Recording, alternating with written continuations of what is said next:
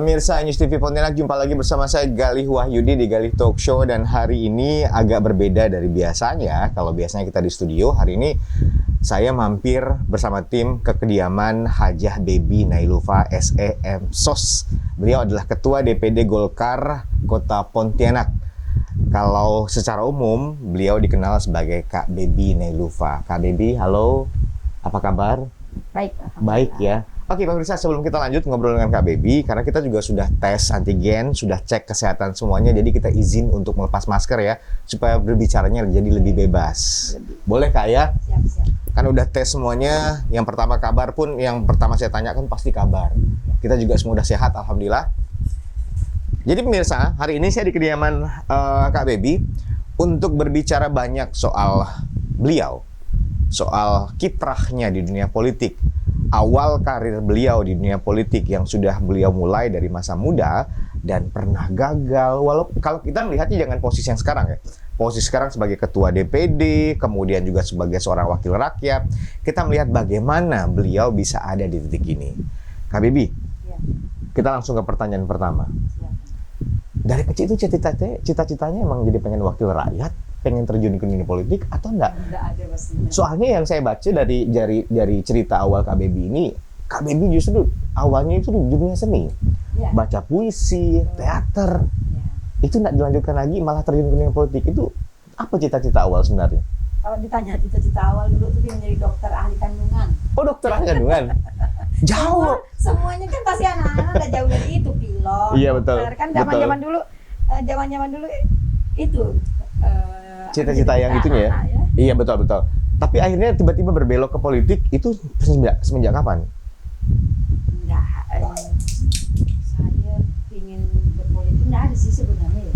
Jadi memang kecintaan sama organisasi ini emang dari SD itu pramuka, kemudian paskibra, jadi pemimpin upacara, kemudian jadi ketua barong ya, dari kan ada barong, penggalang, ketua penggalang. Jadi memang kalau saya di sekolah terus terang tidak begitu pintar, setengah-tengah aja. Tapi Saya memimpin orang-orang pintar, jadi anggota saya itu pintar-pintar gitu. Saya bisa membagi dia. Nah, kamu pintar ini ya, apa namanya semapur. Kamu pintar morse ya. Jadi memang regu saya itu pasti pemenang, selalu menjadi juara umum. itu namanya cerdas Kak. Orang cerdas yang memimpin orang-orang pintar. Orang-orang pintar yang dididik, yang dipimpin oleh orang cerdas seperti ini. Gitu. Jadi dari awal sudah ikut organisasi. Itu sejak sekolah itu dari kapan? Dari SD, SMP, atau SMA?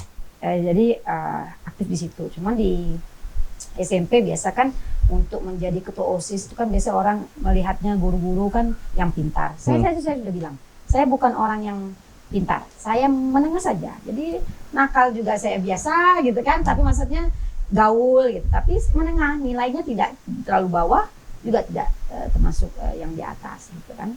Nah, cuman pas saya SMA, karena di SMP saya banyak main, di SMA baru nampak saya pernah ranking 1 walaupun cuma berapa kali ya. Ranking 1, ranking 5, jadi ranking 2. Jadi saya sebenarnya mampu, cuman itu tadi karena saya tidak terlalu, ya saya nggak genjot, ya udah ini lagi. Dan sempat ikut berbagai kompetisi kayak baca puisi, Ya, ikut teater dari SD. juga dari SD. Jadi, memang saya alhamdulillah piala saya masih banyak tadi di Muhammadiyah. Kenapa nggak dilanjutkan? Itu tadi ya, mungkin nggak berpikir bahwa dunia seni mungkin beda cerita kalau misalnya pada saat dulu di saya sekolah di Bandung, badan saya tinggi mungkin ya, mungkin saya bisa jadi langsung ke model terus kemudian jadi artis. Nah, jadi saya pikir udahlah itu hanya bakat.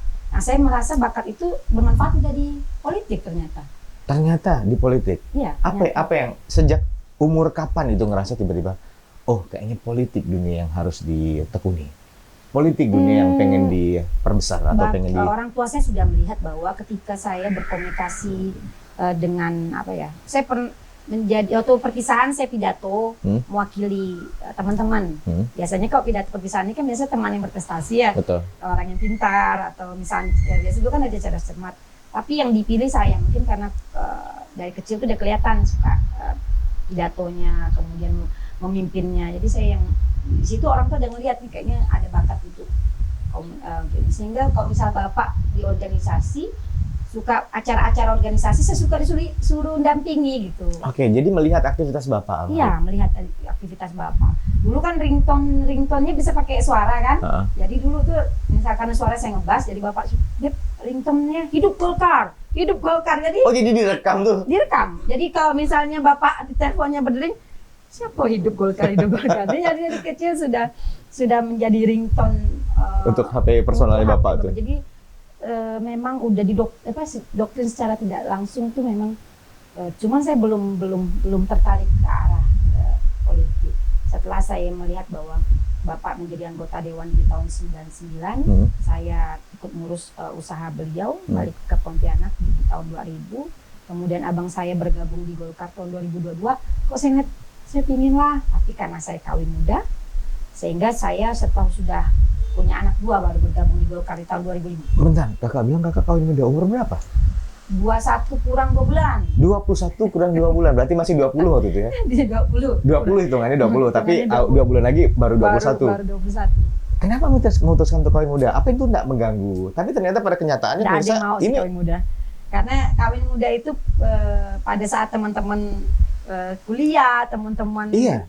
lagi asik dunianya, saya juga merasa sedih gitu kan. Dengan usia saya sudah umur 22 udah gendong anak, ya ada secara ini juga. Tapi saya bersyukur jalannya Allah, saya punya suami dengan jarak bedanya 10 tahun. Orang tua menganggap bahwa perempuan satu-satunya beban bagi mereka jika dibiarkan berpacaran terlalu lama. Oke. Mereka pikir seperti itu, ya udah kawin menikah muda, kemudian melihat umur yang rentang jauh umurnya. Saya kuliah extension sambil kerja bantu Bapak di pagi harinya. Nah, itulah yang membuat saya jiwa kepemimpinannya makin terasa karena mungkin perusahaan kan.